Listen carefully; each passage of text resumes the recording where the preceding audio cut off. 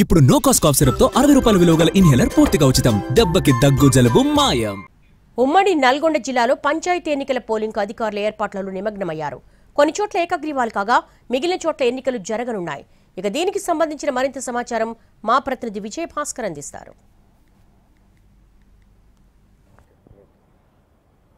పంచాయతీ ఎన్నికల ప్రక్రియ తుది దశకు చేరుకుంది. మూడవ దశ పంచాయతీ ఎన్నికలకు సంబంధించి ఈరోజు అప్పీళ్లు స్వీకరిస్తూ ఉన్నారు. ఎవరైతే నామినేషన్ రిజెక్ట్ అయ్యాయో వాళ్ళంతా కూడా మరోసారి అప్పీలు చేసుకునే అవకాశం ఎన్నికల కమిషన్ కల్పించిన నేపథ్యంలో ఈరోజు అప్పీళ్ళన్నీ కూడా సమర్పించారు. రేపు ఆ అప్పీళ్ళ పరిష్కారం ఉంటుంది. 9వ తేదీన మధ్యాహ్నం 3 గంటల వరకు నామినేషన్లు ఉపసంహరించుకునే అవకాశం ఉంటుంది. 9వ తేదీన సాయంత్రం 3 గంటలకి ఆ బరిలోకి దిగే అభ్యర్థులకు సంబంధించిన తుది జాబితా కూడా విడుదల చేసే విధంగా ఎన్నికల అధికారులు అన్ని చర్యలు తీసుకుంటున్నారు. మరొక వైపు మొదటి దశ పోలింగ్ కూడా ఇప్పటికే రంగం సిద్ధమైంది. మొదటి దశలో 630 గ్రామ పంచాయతీ ఎన్నికలు జరగనుండగా 45 గ్రామ పంచాయతీలు ఏకగ్రీవమైనాయి. ఆ తర్వాత మిగిలిన వాటన్నిటికీ కూడా పోలింగ్ నిర్వహించే విధంగా అధికారులు ఏర్పాటు చేస్తున్నారు. రెండవ దశకు సంబంధించి కూడా 613 గ్రామ పంచాయతీలు ఉండగా నల్గొండ జిల్లాలో 35 గ్రామ పంచాయతీలు ఏకగ్రీవమయ్యాయి.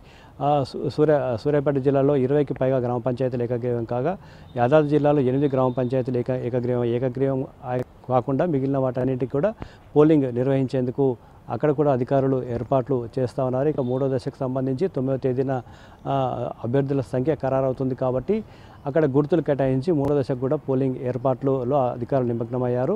మొత్తంగా ఉమ్మడి నల్గొండ జిల్లా వ్యాప్తంగా 73 మండలాలతో 1789 గ్రామ పంచాయతీలకు పోలింగ్ సజావుగా పూర్తి చేసేందుకు అధికార యంత్రాంగం అన్ని ఏర్పాట్లు చేసింది. ఇప్పటికే ఏకగ్రీవమైన గ్రామ పంచాయతీలో కూడా ఎన్నికల కోడ్ అమల్లో ఉంటుందని అధికారులు స్పష్టం చేశారు.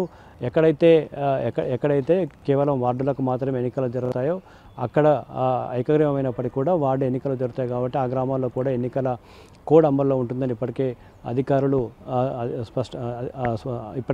చాలా స్పష్టమైన ఆదేశాలు జారీ చేసిన పరిస్థితి ఉంది. 3 దశల్లోనూ పంచాయతీ ఎన్నికలకు సంబంధించి పోలింగ్ ప్రక్రియ సజావుగా పూర్తి చేసే విధంగా అధికార యంత్రాంగం ఇప్పటికే ఏర్పాట్లు పూర్తి చేసింది. బ్యాలెట్ బాక్సులకు సంబంధించి అభ్యర్థుల సంఖ్యను అనుగుణంగా ఇప్పటికే బ్యాలెట్ బాక్సులను అక్కడికి సమకూర్చారు. 7 గంటల నుంచి 1 వరకు ఈ పోలింగ్ జరుగుతుంది. ఆ తర్వాత మధ్యాహ్నం 2 గంటలకి కౌంటింగ్ ప్రక్రియ జరుగుతుంది. సర్పంచ్ ఎన్నికకు ఆ రోజు తుది ఫలితం వెలువడుతుంది. దాదాపుగా సాయంత్రం వరకు కౌంటింగ్ ప్రక్రియ కూడా పూర్తవుతుందని అధికారులు భావిస్తూ ఉన్నారు. ఉప సర్పంచ్ ఎన్నిక కూడా అదే రోజు జరిగే విధంగా అధికార యంత్రాంగం ఏర్పాటు చేస్తే అనివార్య కారణాల వల్ల వాయిదా పడితే మరుసటి రోజు లేదంటే ఏ వర్కింగ్ డే అయితే ఉంటుందో నెక్స్ట్ ఆ వర్కింగ్ డే రోజు పంచాయతీ ఎన్నికల్లో ఉప సర్పంచ్ ఎన్నిక పూర్తి అయ్యే విధంగా అధికారులు అయితే చర్యలు తీసుకుంటున్నారు. మరోవైపు మూడవ దశకు సంబంధించి ఇంకా నామినేషన్ల ఉపసంహరణకు 9వ తేదీ వరకు సమయం ఉండడంతో ఎక్కడ కూడా ఎన్నికల కమిషన్ నిబంధనల విరుద్ధంగా ఇటు ఏకగ్రీవాలు కాకుండా అధికారులు జాగ్రత్తలు తీసుకుంటున్న పరిస్థితి. ఎన్నికల నిబంధనల ప్రకారమే నామినేషన్ల సమర్పణ నామినేషన్ల ఉపసంహరణ జరగాల అని ఇప్పటికే నిర్ణయించిన నేపథ్యంలో ఏకగ్రీవాల సమయంలో తలెత్తే వివాదాలకు తావు లేకుండా అధికారులు జాగ్రత్తలు తీసుకుంటున్న పరిస్థితి ఉంటుంది. మరొక వైపు ఈ గ్రామాల్లో పార్టీలకు అతీతంగా అభ్యర్థులను బరిలోకి దింపిన పరిస్థితి ఉంది. చాలా చోట్ల అధికార పార్టీ నుండే ఇద్దరు బలపరిచిన ఒకరిని అధికార పార్టీకి సంబంధించి బలపరిచి రంగంలోకి దింపితే రెబల్స్ మరొకరు ఆశించి మరొకరు బరిలోకి దిగిన నేపథ్యంలో అధికార పార్టీకి సంబంధించిన అభ్యర్థులు ఇద్దరు అంతకంటే ఎక్కువ కూడా ఉన్న పరిస్థితి అయితే చాలా స్పష్టంగా కనిపిస్తోంది. మరొక వైపు ప్రతిపక్ష పార్టీలు కూడా గెలిచి నిలబడాలనే ఉద్దేశంతో అన్ని పంచాయతీల నుంచి బరిలోకి దిగడంతో పల్లెపూర్ అంతా కూడా రసవత్తరంగా మారింది. ఏకగ్రీవాల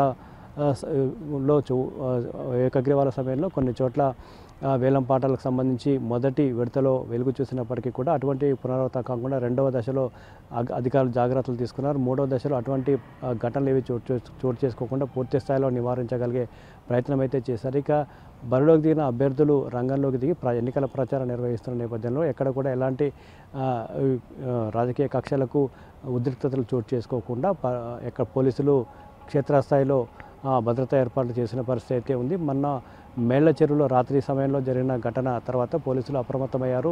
అభ్యర్థులు ఓటర్లను ఆకర్షించే ప్రయత్నంలో కావచ్చు, ఒక కులము లేదంటే ఒక మతం ఓట్లను తమ వైపు తిప్పుకునే విధంగా చేసుకునే ప్రయత్నాలు ఉద్రిక్తతకు దారితీస్తున్న నేపథ్యంలో పోలీసులు అన్ని జాగ్రత్తలు తీసుకుంటున్న పరిస్థితి ఉంది. మొత్తంగా మొదటి దశ పోలింగ్ సజావుగా పూర్తి చేయడంతో పాటు మూడవ దశకు సంబంధించి నామినేషన్ల ప్రక్రియ అంతా కూడా సజావుగా పూర్తి చేసే విధంగా ఉమ్మడి నల్గొండ జిల్లా వ్యాప్తంగా అధికార యంత్రాంగం అన్ని ఏర్పాట్లు చేసింది.